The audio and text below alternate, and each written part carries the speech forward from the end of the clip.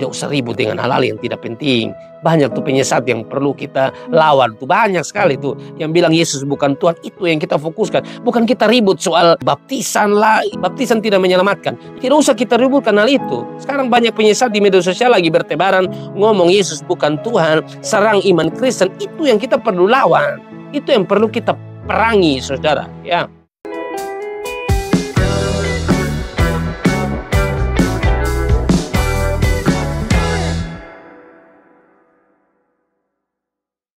Shalom Bapak Pendeta, saya ini adalah seorang jemaat di satu gereja karismatik, alirannya karismatik.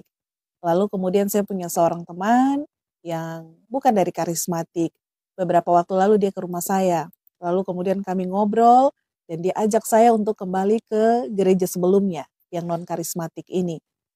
Lalu teman saya bilang begini, di gereja karismatik menurut teman saya, gereja karismatik itu tata ibadahnya lompat-lompat begitu, sedangkan yang di non karismatik itu tidak seperti itu.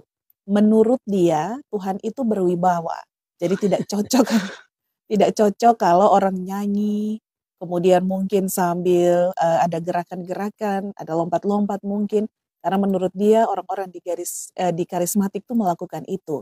Ketika saya dengar itu saya diam dan kemudian saya mendoakan.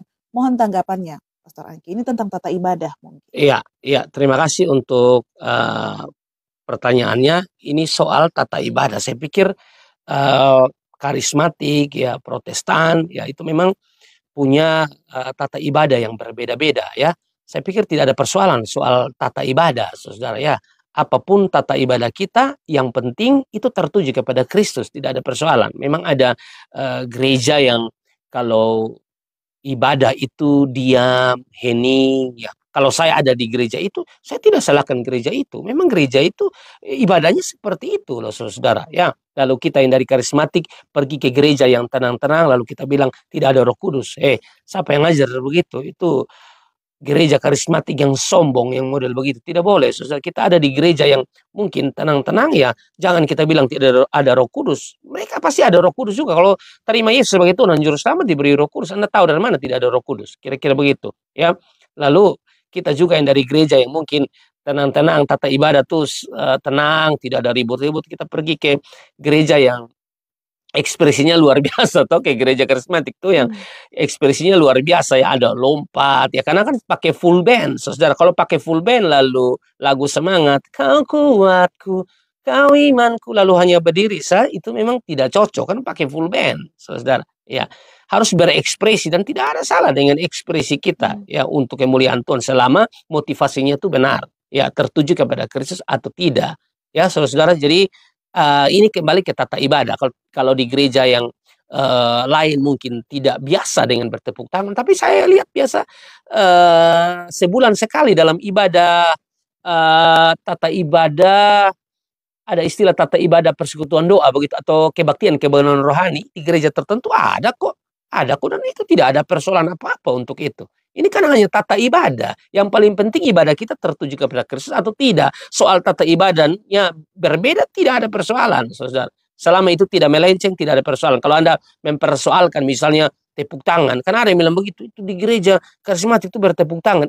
Kita bertepuk tangan itu, saudara, karena memang ada di dalam Alkitab, kecuali tidak ada, saudara. Misalnya di dalam Mazmur 47, coba Mazmur 47. Mazmur 47 ayat yang kedua bilang apa, ya? Sebab Tuhan yang Maha Tinggi adalah dahsyat, Raja yang besar yang menaklukkan bumi. Ayat 2, Mazmur 47 ayat 2. Hai segala bangsa, bertepuk tanganlah, eluk-elukanlah Allah dengan sorak-sorai. Jadi tidak ada persoalan dengan bertepuk tangan. Ada di Alkitab. Selama ada di Alkitab, saudara, ya, itu firman Allah dan kita perlu lakukan itu, saudara, diberkati oleh Tuhan. Bersorak-sorai dengan ekspresi yang luar biasa, itu Alkitabiah. Yesaya 55 ayat 12, ya. Yesaya 55 ayat 12 mengatakan apa? Misalnya Yesaya 55 ayat 12, sungguh kamu akan berangkat dengan sukacita dan akan dihantarkan dengan damai. Gunung-gunung serta bukit-bukit akan bergembira dan bersorak-sorai di depanmu, dan segala pohon-pohon di padang akan bertepuk tangan, ya. Ini gambaran daripada sukacita. Jadi memang kita harus bersukacita. Tidak ada persoalan untuk itu.